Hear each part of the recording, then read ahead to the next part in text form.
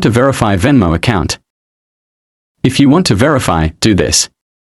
Unfortunately, for some reason Venmo is not available in my country, but don't worry, I'll be here still to guide as long as I can. Just follow my instructions. In this video I go to the Security and Privacy in Venmo Help Center.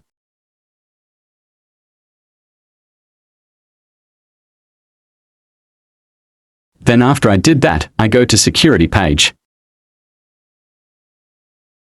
Next is I go to Identity Verification. Identity verification in Venmo ensures compliance with federal regulations and enhances security for users. Since our main topic is how to verify Venmo account, here's what I know. Venmo typically requires full legal name, date of birth, social security number, SSN, or individual taxpayer identification number, IDN, and sometimes a government-issued ID for additional verification.